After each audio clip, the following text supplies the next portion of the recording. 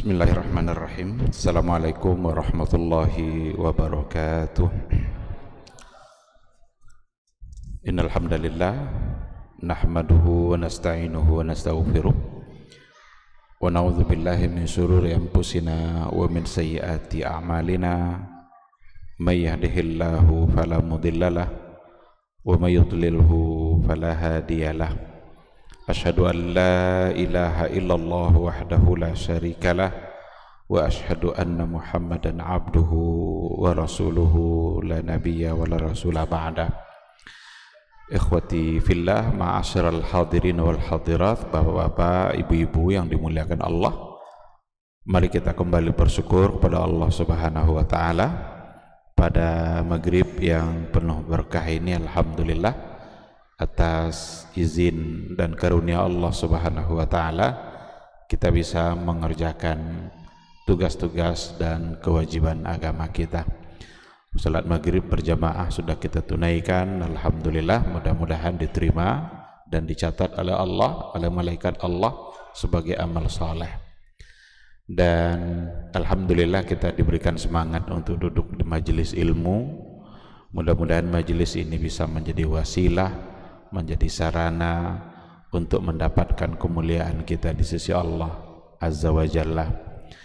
Kita berharap mudah-mudahan umur yang masih diberikan oleh Allah Subhanahu wa taala hendaknya selalu kita habiskan untuk berbuat baik, untuk beramal soleh, untuk menambah panjangnya catatan amalan kebaikan kita.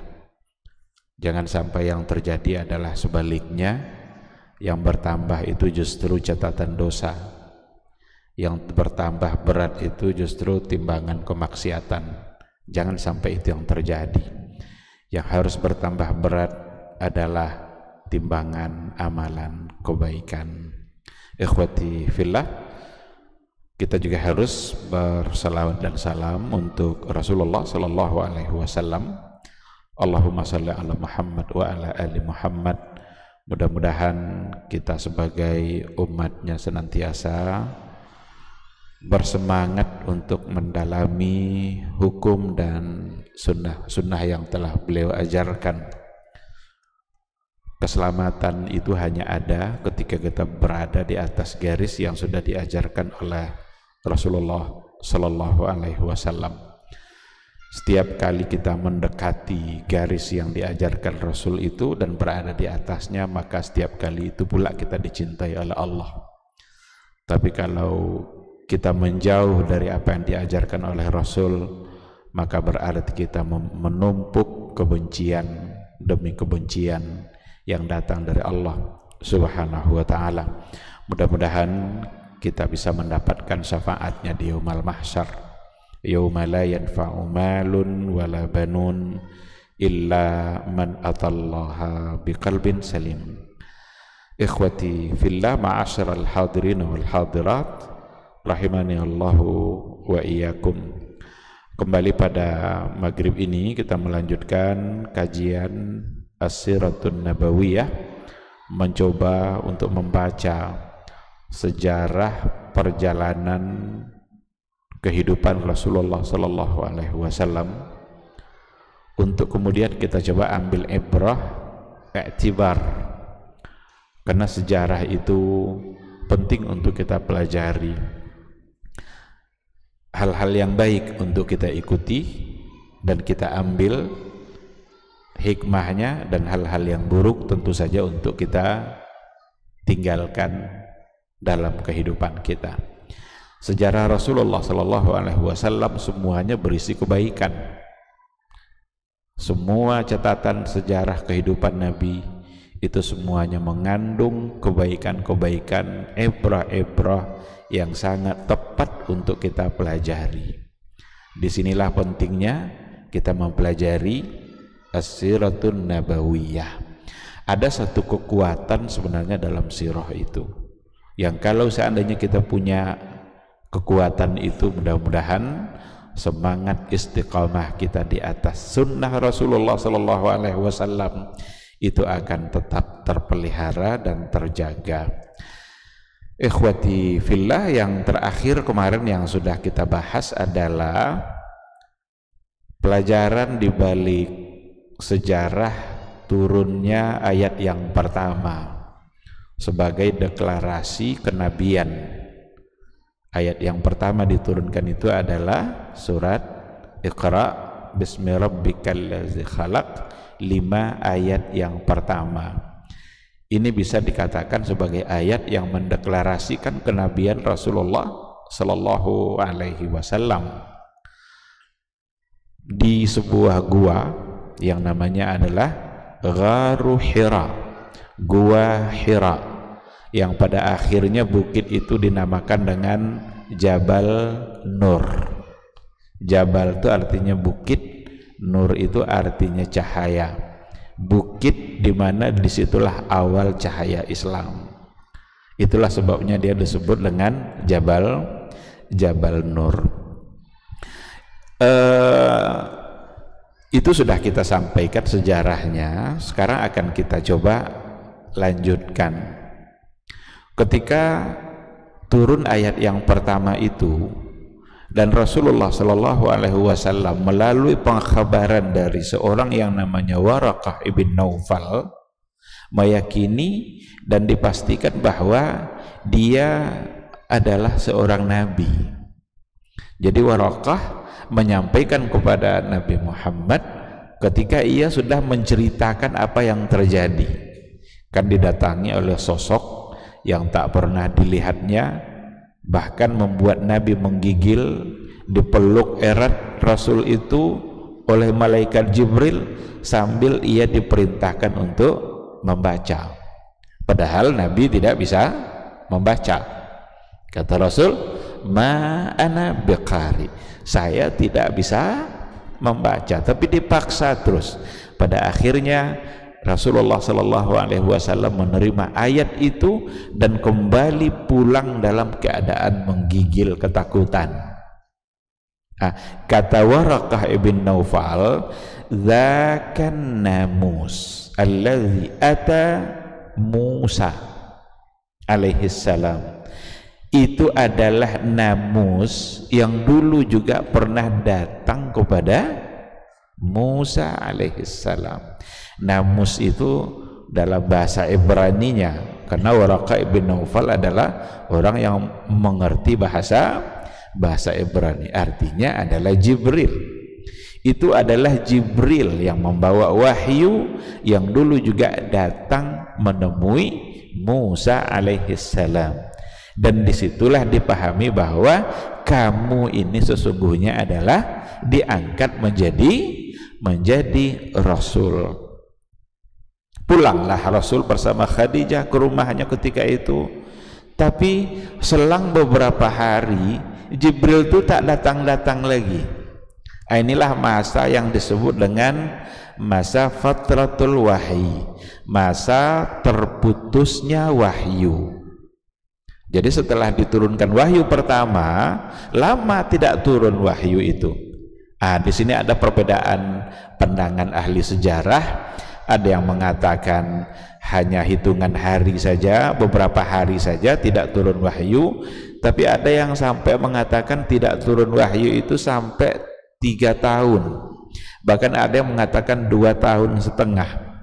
Tapi para ahli sejarah cenderung untuk mengatakan bahwa masa fatrah itu hanya hanya beberapa hari saja, karena tidak mungkin masa fatrah itu atau masa terputusnya wahyu itu sampai 3 tahun, karena tidak ada bukti catatan sejarah yang mengatakan seperti itu. Maka yang lebih kuat adalah masa terputusnya wahyu itu hanya beberapa hari saja. Dan ternyata analisa para ahli sejarah mengatakan bahwa di stop dulu wahyu itu untuk sementara, ada hikmahnya. Apa hikmahnya? Agar membuat Nabi itu semakin merindukan kedatangan sosok yang kemarin mendatanginya. Jadi ada dulu semacam kerinduan. Awalnya ketakutan, tapi ketakutan itu berbuah kerinduan. Rindu ingin didatangi lagi. Karena wahyu pertama sudah diturunkan. Maka diundur dulu oleh Allah beberapa hari tidak diturunkan wahyu sampai kerinduan Nabi itu memuncak. Bahkan Nabi mulai bertanya-tanya, kenapa ini kok tidak datang lagi sosok yang kemarin mendatanginya, mana dia kok tidak datang lagi. Pada saat kerinduan itu ada pada diri Rasulullah Sallallahu Alaihi Wasallam, ketika itulah diceritakan dalam sejarah, dalam sebuah riwayat yang datang dari Jabir ibn Abdullah Al-Ansari. Jadi ada seorang sahabat namanya Jabir ibn Abdullah menceritakan riwayat ini yang dialami oleh Rasulullah Sallallahu Alaihi Wasallam, di mana ketika Rasulullah Sallallahu Alaihi Wasallam dalam kerinduannya untuk menunggu wahyu berikutnya, karena dia sudah yakin bahwa dia diangkat menjadi seorang rasul, dan kalau seandainya diangkat menjadi rasul tentu ada wahyu yang akan diturunkan pada masa berikutnya. Diceritakan oleh Jabir, katanya Rasul berkata, bainama ana amshi, ketika saya berjalan, berarti dia keluar dari rumahnya lalu berjalan di jalanan Makkah itu, sami'tu sautan minas sama, ketika itu saya mendengar ada suara dari langit. Sautan minas sama, ada suara dari langit. Farafa'tu basari, kata Rasul, lalu saya angkat pandangan saya ke atas, saya menoleh ke atas. Fa'idha al-malakul ladzi ja'ani bi Hira, ternyata suara itu datang dari malaikat yang dulu pernah menemui saya di Hira, di gua Hira. Berarti itu adalah Jibril. Jalisun ala kursi bainas sama'i wal ard, malaikat itu dilihat oleh Nabi jalisun ala kursi, duduk di atas kursi, di mana kursi itu bainas sama'i wal ard, antara langit dan bumi. Jadi dengar oleh Nabi ada suara, Nabi mandang ke atas, ternyata Nabi melihat sosok yang dulu mendatanginya di gua Hira, dan dia dalam keadaan duduk di atas kursi, nampak oleh Rasul duduk di atas kursi. Ini kan hal yang gaib ini kan. Kita bagaimana ceritanya itu dia melihat ada Jibril yang duduk di atas kursi. Ini persoalan iman. Kita harus mengimaninya, harus meyakininya, karena datang dari sebuah hadis yang sahih, dan hadis ini diriwayatkan oleh Imam Al-Bukhari rahimahullah. Jadi katanya, faru'ibtu minhu, Rasul kembali merasa takut. Dulu kan dia merasa takut ketika ditemui oleh Jibril di gua Hira.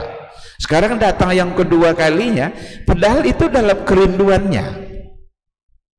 kerinduannya untuk mendapatkan wahyu, tapi setelah dilihatnya Jibril itu duduk pula di atas kursi, sosok yang sangat besar, faru'ibtu minhu, saya merasa ketakutan darinya. Faraja'tu, saya kembali pulang ke rumah. Fakultu zammiluni, untuk kedua kalinya mengatakan selimuti saya. Kan dulu ketika dia mendapatkan ayat yang pertama Iqra, dia juga dalam keadaan ketakutan, pulang ke rumahnya, temui Khadijah, juga berpesan pada Khadijah, zammiluni, selimuti saya. Yang kedua ini ternyata halnya sama, dia merasa ketakutan, lalu dia pulang menemui Khadijah, keluarganya di rumah, dan dia berkata zammiluni, selimuti saya.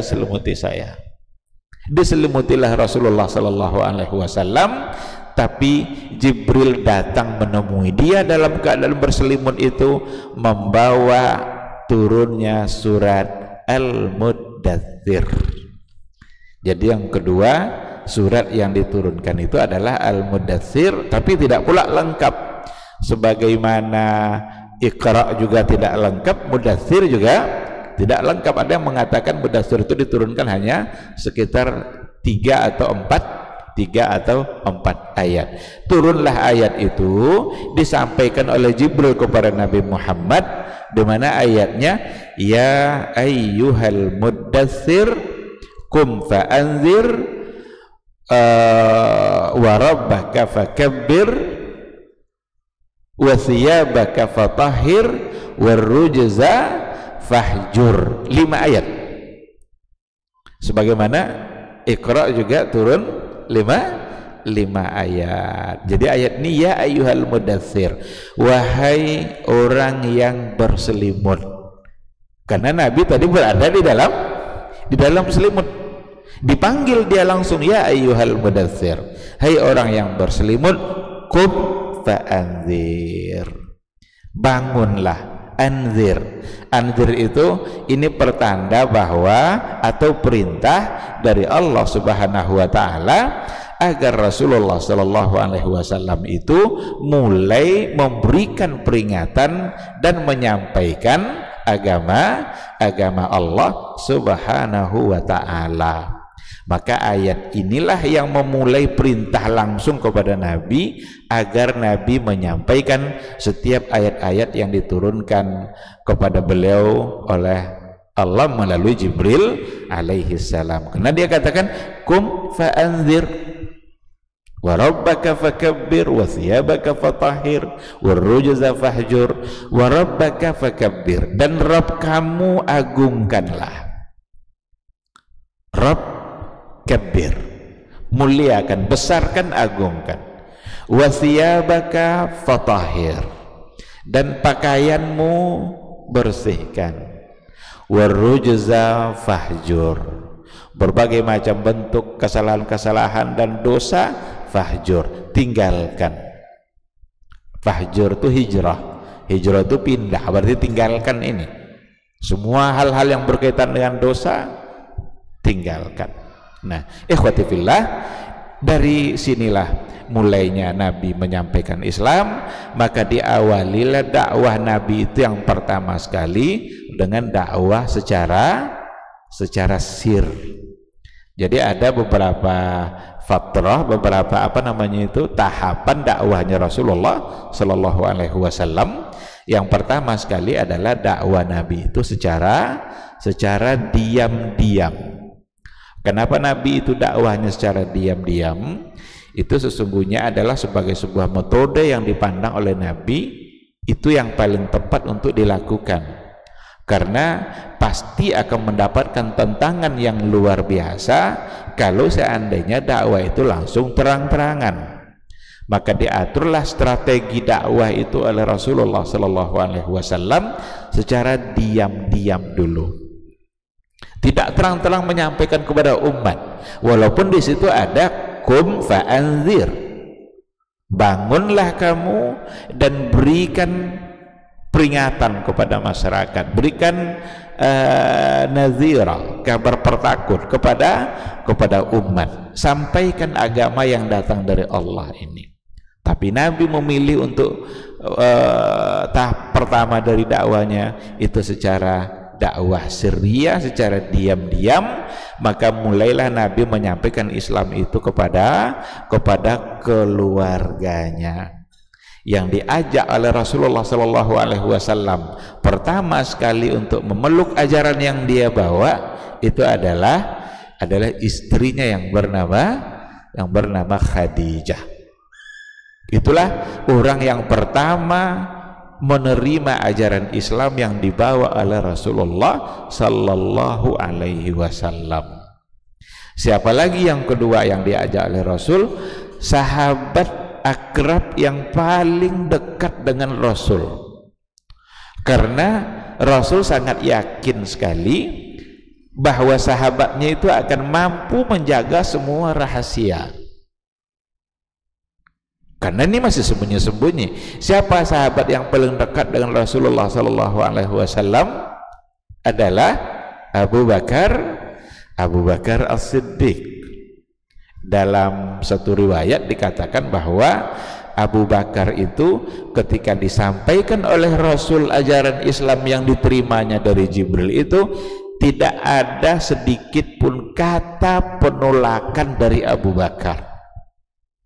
Dia langsung menerimanya. Begini kata Rasul, langsung dia terima. Tidak ada sedikit pun penolakan, lam yataraddad, tidak ada sedikit pun menolak apa yang dikatakan oleh Nabi, langsung dia percaya.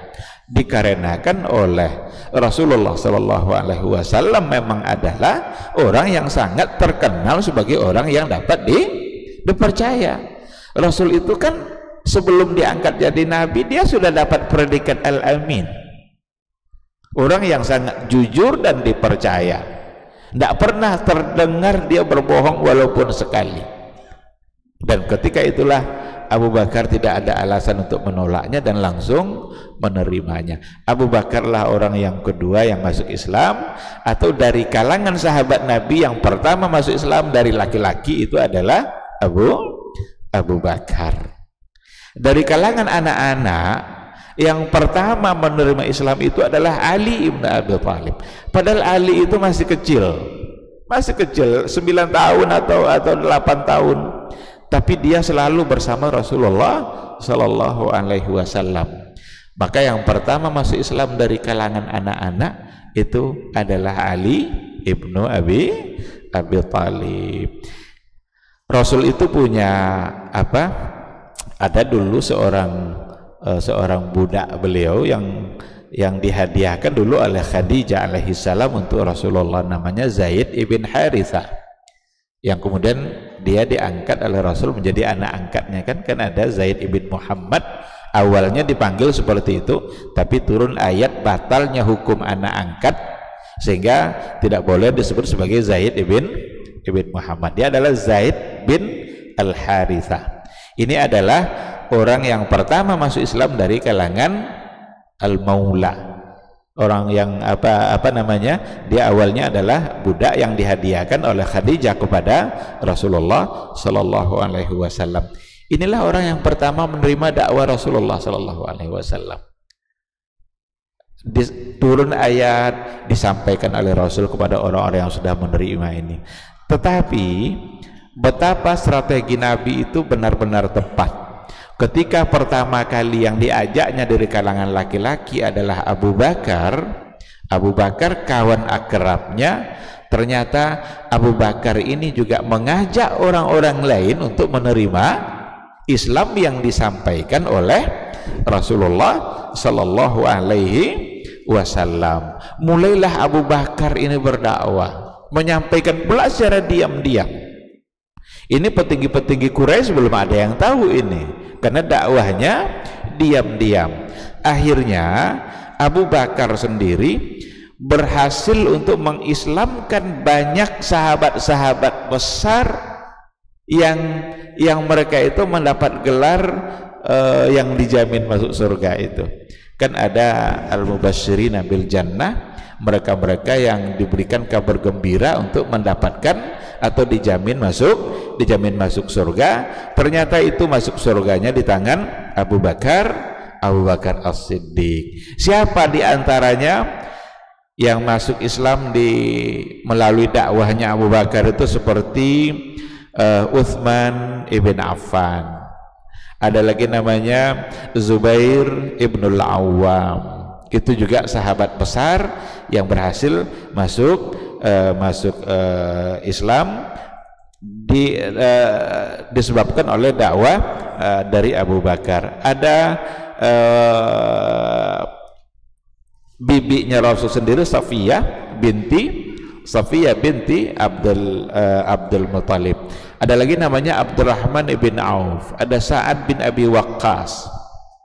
Ini semua adalah orang-orang yang berhasil diislamkan oleh Abu Bakar As-Siddiq.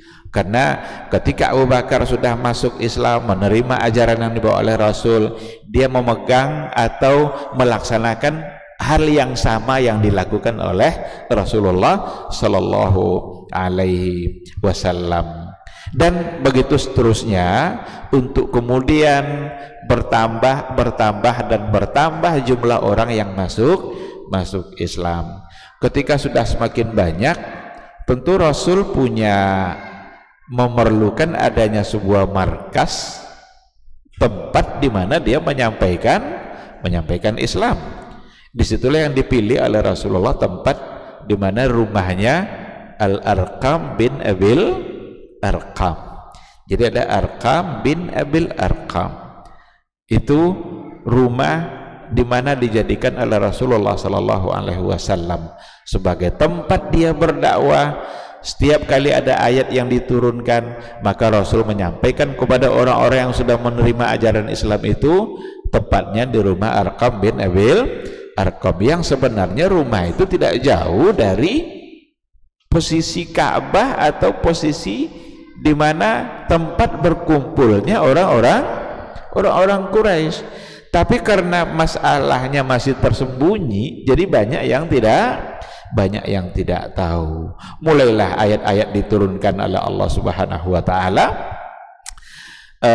Ada di antara ayat yang lain, fasda' bima tu'mar wa a'rid 'anil musyrikin, laksanakanlah apa yang diperintahkan dan jauhi orang-orang musyrik.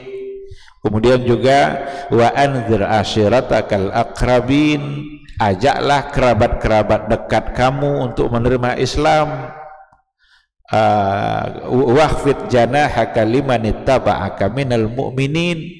Jadi sampaikan agama ini secara baik, ajak orang-orang untuk beriman. Fa in asauka, jika mereka mendurhakaimu, faqul inni bari'um mimma ta'malun. Inni bari'un, saya berlepas diri dari apa yang kalian kerjakan. Jadi ajak mereka, ketika mereka tidak menerima, udah katakan saja inni bari'um mimma ta'malun, saya berlepas diri dari apa yang kalian kerjakan. Artinya ketika sudah diingatkan lalu tidak mau menerima, berarti itu bukan lagi urusan Rasul, itu hanya urusan Allah yang belum memberikan hidayah, dan Rasul berlepas diri dari apa yang mereka lakukan. Apa yang telah mereka lakukan? Banyak kali kesirikan-kesirikan yang terjadi. Menyembah patung, menyembelih hewan untuk patung-patungnya, meminta kepada patung. Kan yang pertama sekali kan ada pada persoalan akidah itu kan. Nah, begitulah kira-kira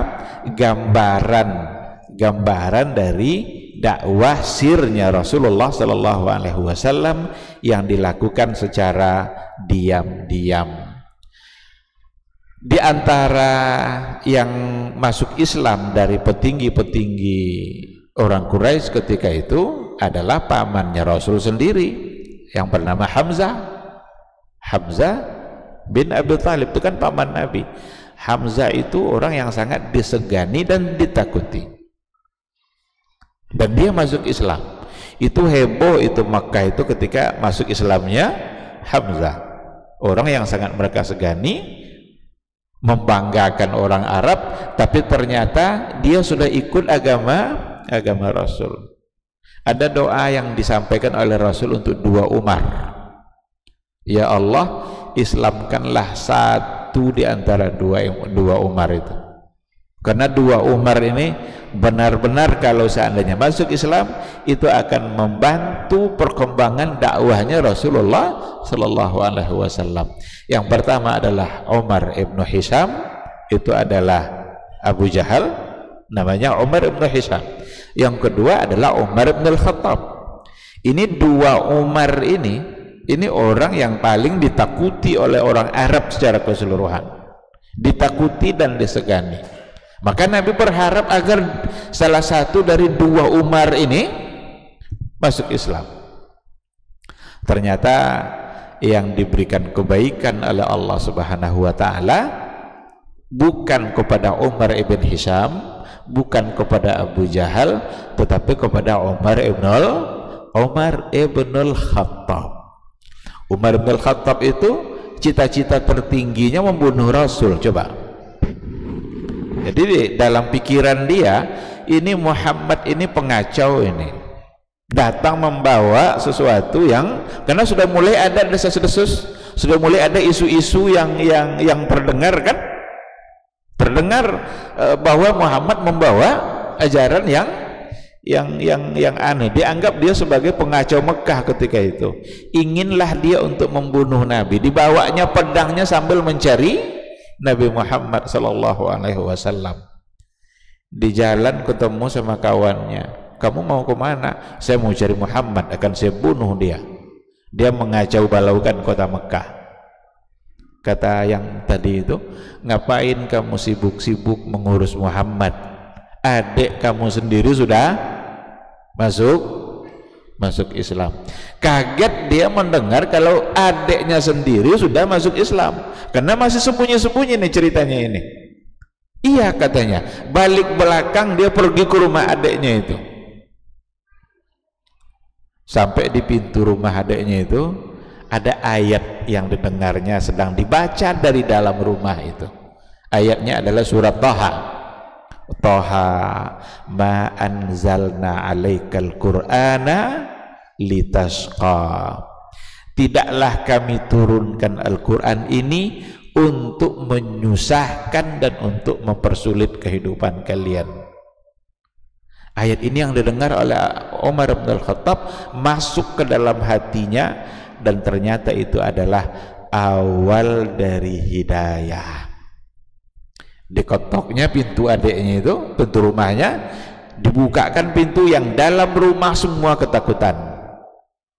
Semua merasa ketakutan karena yang datang adalah Umar. Diminta oleh Umar lembaran, bawa sini lembaran yang kamu baca itu. Katanya tidak, kamu tidak pantas untuk memegangnya karena kamu adalah najis, dan lembaran itu adalah lembaran yang suci.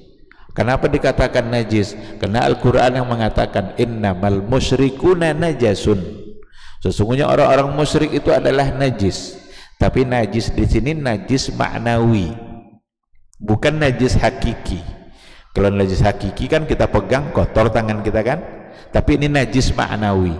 Najis maknawi itu artinya hatinya yang syirik itu sebenarnya dihukumkan dengan sesuatu yang kotor secara maknawi.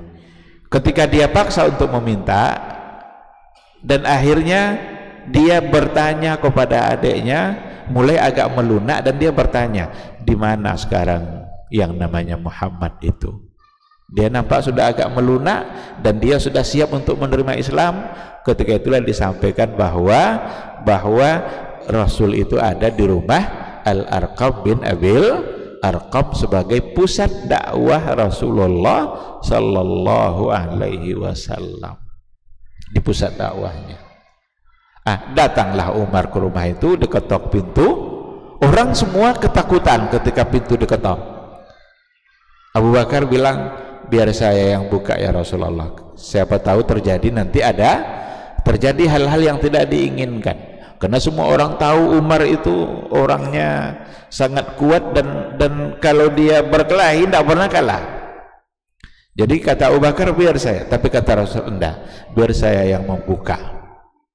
Ketika dia buka pintu itu, ketika itulah Umar masuk, dan ternyata Umar mengucapkan 2 kalimat syahadat di hadapan Rasulullah sallallahu alaihi wasallam, dan semua yang hadir ketika itu bertakbir, bergembira, karena ternyata kedatangan Umar bukan untuk hal yang tidak baik, tapi justru datang untuk menyatakan keislamannya.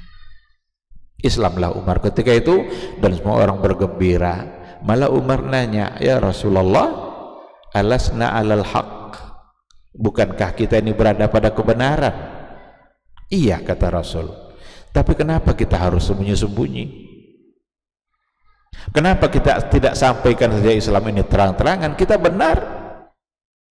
Dan itu ternyata adalah nanti sebagai langkah awal untuk dimulainya dakwah secara terang-terangan.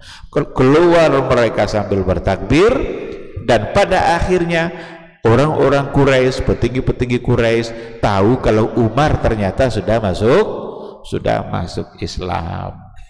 Maka doa Nabi agar Islam salah satu 2 Umar itu dikabulkan oleh Allah, dan hidayah itu diberikan kepada Umar ibn al-Khattab, bukan Umar ibn Hisham. Umar ibn Hisham tetap aja menjadi orang yang tidak menerima Islam, bahkan sangat menghalangi dakwahnya Rasulullah sallallahu alaihi wasallam. Itu gambaran dari gambaran dari sekilas tentang dakwah sirnya Rasulullah sallallahu alaihi wasallam. Tapi walaupun diam-diam tetap aja terdengar isu-isu bahwa Nabi sudah membawa ajaran baru. Orangnya yang belum ketahuan siapa aja yang sudah menerima. Bahkan Umar sendiri tidak tahu kalau adiknya sudah masuk Islam. Nah, ketika sudah mulai secara terang-terangan, disitulah nanti mereka menghadapi berbagai macam ancaman-ancaman yang mungkin nanti itu kita bicarakan pada patrah yang berikutnya, pada tahapan yang keduanya, dakwah sir. Saya ingin sedikit kembali kepada ayat-ayat yang pertama yang diturunkan oleh Allah Subhanahu wa taala. Ada yang pertama sekali adalah Iqra bismi rabbikal ladzi khalaq, sedangkan pada yang keduanya yang diturunkan adalah ya ayyuhal muddatsir qum fa'anzir wa rabbaka fakabbir wa thiyabaka fatahhir. Kita kalau lihat ayat ini sebenarnya ada pelajaran yang luar biasa. Apa kata kunci pertama yang harus kita lakukan kalau seandainya kita ingin merubah masyarakat menjadi baik? Kan bukankah masyarakat jahiliyah itu sudah bergelimang dengan berbagai macam bentuk dosa dan kemaksiatan? Semua bentuk kemaksiatan ada pada masa itu. Kesyirikan, pencurian, perzinaan, riba, segala macam. Ada semua bentuk kemaksiatan di situ.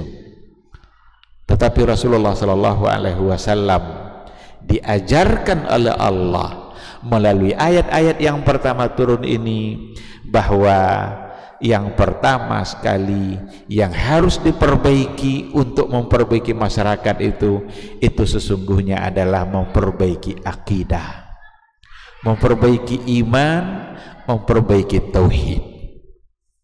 Itu harus pertama dilakukan. Jadi bukan hal-hal yang lain. Kan ada orang yang sekarang ini kita tidak akan bisa baik kalau ekonomi kita tidak kuasai. Maka ada orang ingin memulainya dari ekonomi. Ekonomi sekarang katanya dikuasai oleh orang-orang Yahudi, maka kita menjadi pengikut. Maka kalau ekonomi baik, kita akan baik. Ada yang mengatakan seperti itu. Ada lagi yang mengatakan kita harus kuasai politik. Kalau kita ingin menjadi baik, harus dikuasai politik itu oleh umat Islam. Kalau tidak, kita tidak akan berubah menjadi baik. Sebenarnya bukan ekonomi dan bukan politik. Yang pertama sekali yang harus kita bereskan, yang pertama sekali yang harus kita perbaiki di tengah-tengah masyarakat ini sesungguhnya adalah al-aqidah wa tauhid. Akidah, tauhid, dan iman kita kepada Allah Subhanahu wa ta'ala. Nggak ada artinya ekonomi baik itu kalau tauhidnya tidak benar. Nggak ada artinya menguasai politik itu kalau akidahnya tidak benar. Seandainya sudah dikuasai politik oleh umat Islam tetapi imannya kepada Allah tidak kuat, ini politik akan merusak kehidupan dia.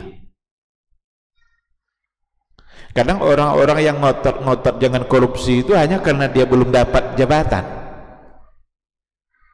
Kan ngotot dia kan tangkap itu korupsi, karena dia belum menjabat. Pas dia menjabat lebih kuat korupsinya daripada yang sebelumnya. Kalau imannya tidak baik, maka dalam ayat yang tadi diturunkan oleh Allah, Iqra dan Mudaththir, itu sesungguhnya adalah ayat tauhid. Itu ayat akidah itu. Maka dikatakan Iqra bismi rabbikal ladzi khalaq, khalaqal insana min 'alaq. Itu ayat ini sebenarnya adalah ayat akidah, ayat tauhid. Dari awal ayat yang diturunkan oleh Allah, Allah menjelaskan kepada Nabi Muhammad agar disampaikan bahwa dia Allah itu adalah Khaliq dan insan itu adalah makhluk. Ini dia, ini akidah. Jadi kan bunyinya kan Iqra bismi rabbikal ladzi khalaq.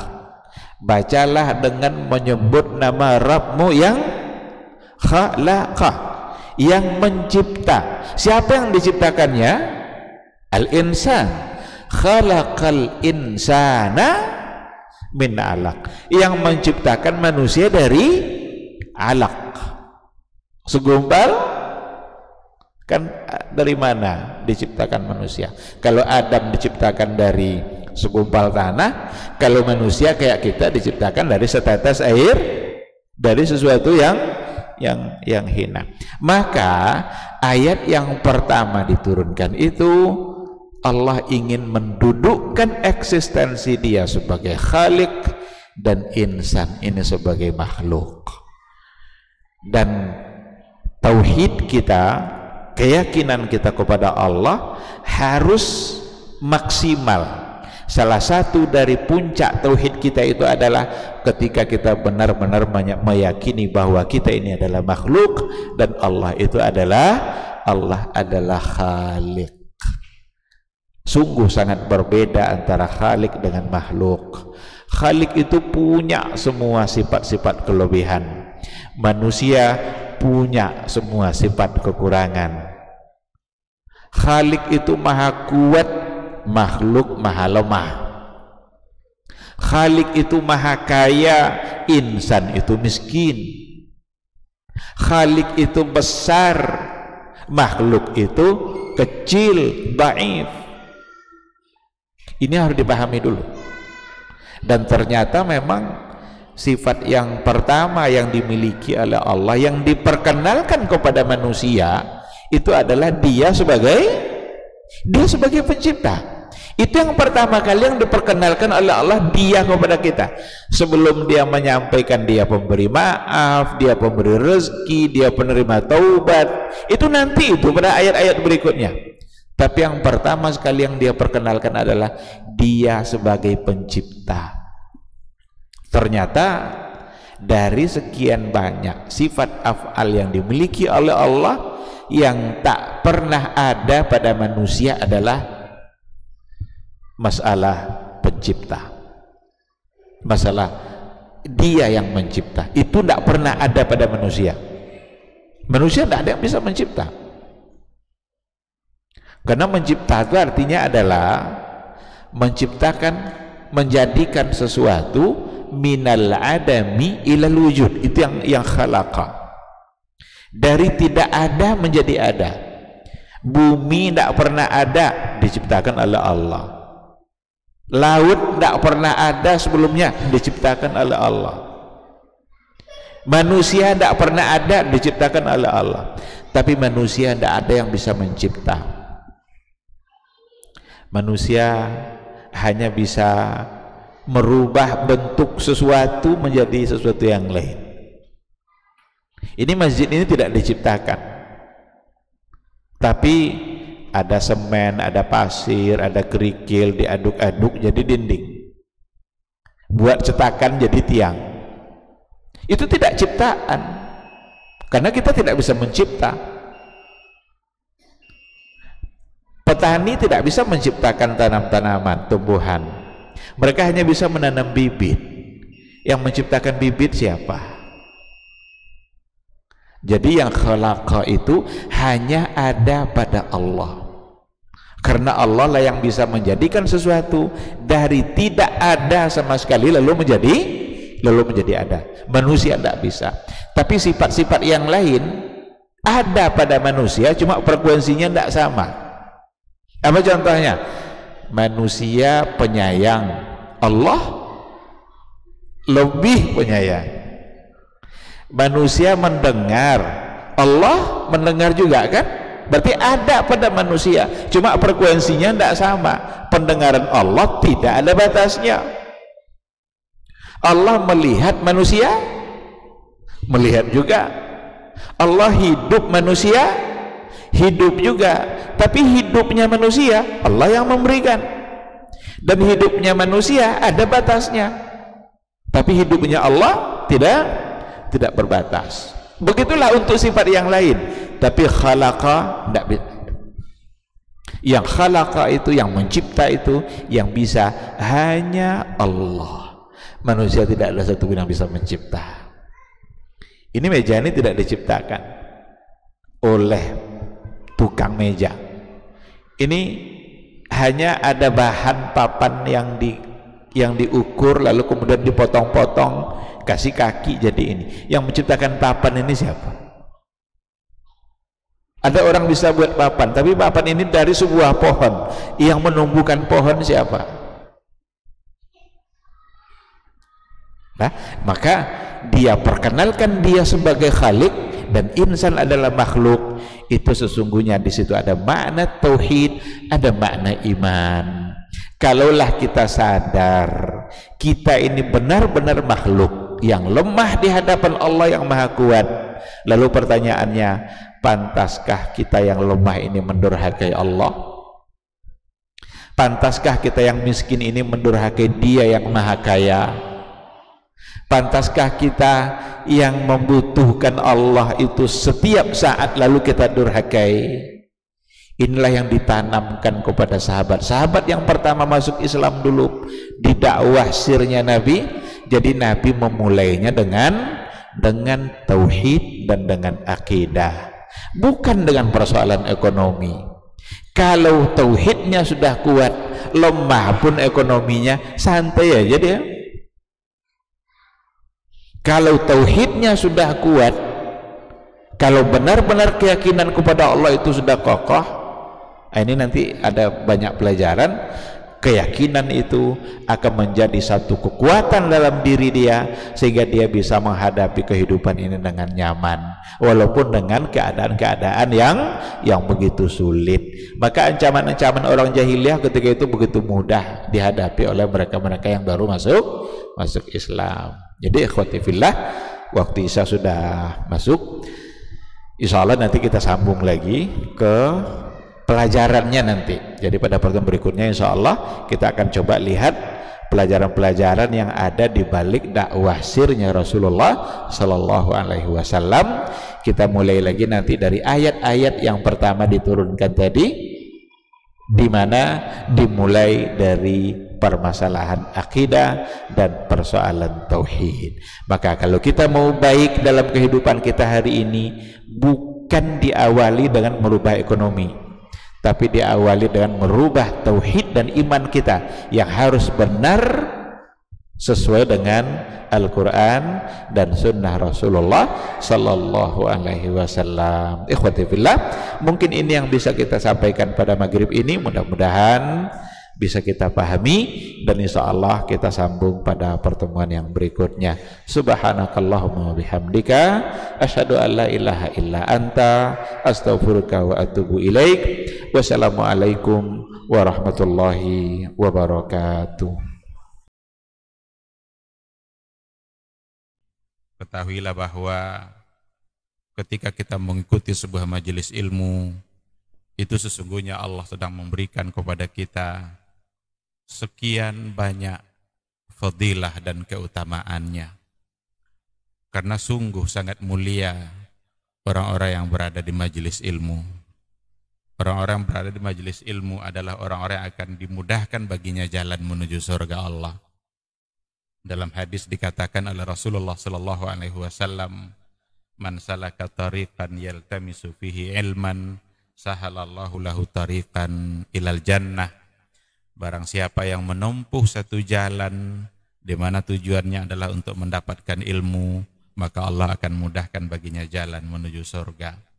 Surga itu perlu iman, dan mendapatkan surga itu perlu ilmu. Maka di majelis ilmulah kita bisa menumbuhkan iman kita, dan di majelis ilmulah kita bisa mendapatkan ilmu pengetahuan. maka sering-seringlah menghadiri majelis yang bisa menambah iman kita dan juga bisa menambah ilmu, agar surga Allah itu benar-benar semakin dekat dengan kita bersama.